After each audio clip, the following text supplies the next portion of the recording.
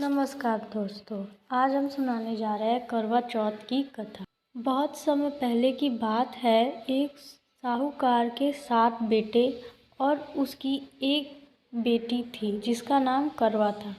सभी सातों भाई अपनी बहन से बहुत प्यार करते थे, यहाँ तक कि वे सबसे पहले अपनी बहन को भोजन खिलाते, बाद में खुद खाते थे। एक बार उनकी बहन ससुराल से मायके आई हुई थी। शाम को भाई जब अपना व्यवसाय बंद कर घर आए तो देखा उनकी बहन बहुत व्याकुल थी। सभी भाई खाना खाने बैठे और अपनी बहन से भी खाने का आग्रह करने लगे, लेकिन बहन ने बताया कि उसका आज करवा चौथ का निर्जला व्रत है और वह खाना सिर्फ चंद्रमा को देखकर उसे अर्घ देकर ही खा सकती है, क्योंकि चंद्रमा अभी तक नहीं निकला है, इसलिए वह भूख प्यास से व्याकुल हो उठी है। सबसे छोटे भाई को अपनी बहन की हालत देखी नहीं जाती और वह दूर पीपल के पेड़ पर एक दीपक जलाकर चलनी की ओट में रख देता है। दूर से देखने पर वह ऐसा प्रतीत होता है कि जैसे चतुर्थी का चांद उदित हो रहा हो। इसके बाद भाई अपनी बहन को बताता है कि चांद निकल आया है, तुम उसे अर्घ देने के बाद भोजन कर सकती हो। बहन खुशी के मारे सीढ़ियों पर चढ़कर चांद को देखती है और उसे अर्घ देकर खाना खाने बैठ जाती है। वह पहला टुकड़ा मुंह में डालती है तो उसे छींक आ जाती है, दूसरा टुकड़ा मुंह में डालती है तो उसमें से बाल निकलता है, और जैसे ही तीसरा टुकड़ा मुंह में डालती है तो उसके पति की मृत्यु का समाचार उसे मिलता है। वह बौखला जाती है।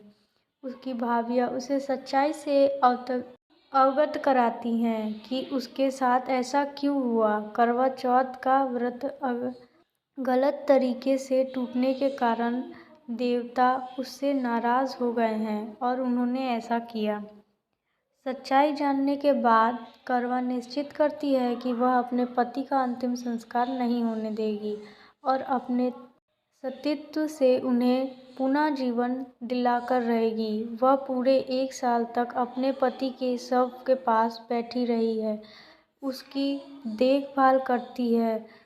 1 साल बाद फिर करवा चौथ का दिन आता है। उसकी सभी भाभियाँ करवा चौथ का व्रत रखती हैं। जब भाभियाँ उसे आशीर्वाद देने आती हैं तो वह प्रत्येक भाभी से यम सुई ले लो, पी सुई दे दो, मुझे भी अपनी जैसे सुहागिन बना दो, ऐसा आग्रह करती है। लेकिन हर बार भाभी उसे अगली भाभी से आग्रह करने का कह चल जाती है।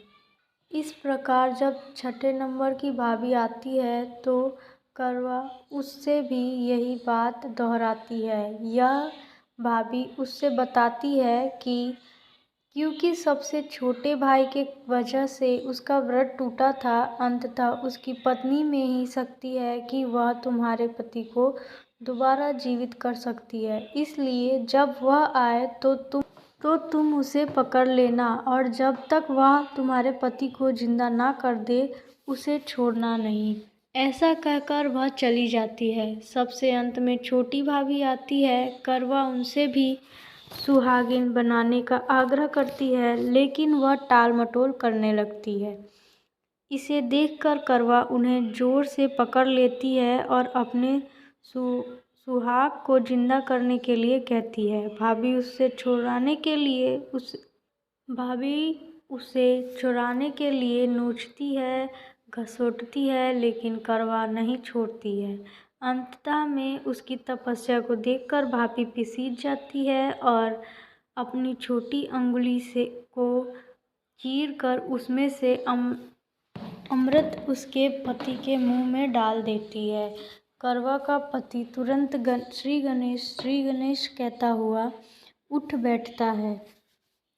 इस प्रकार प्रभु कृपा से उसकी छोटी भाभी के माध्यम से करवा को उसका सुहाग वापस मिल जाता है। हे श्री गणेश, माँ गौरी, जिस प्रकार करवा को चीर सुहाग का वरदान आपसे मिला है वैसे ही सभी सुहागिनों को मिले। धन्यवाद।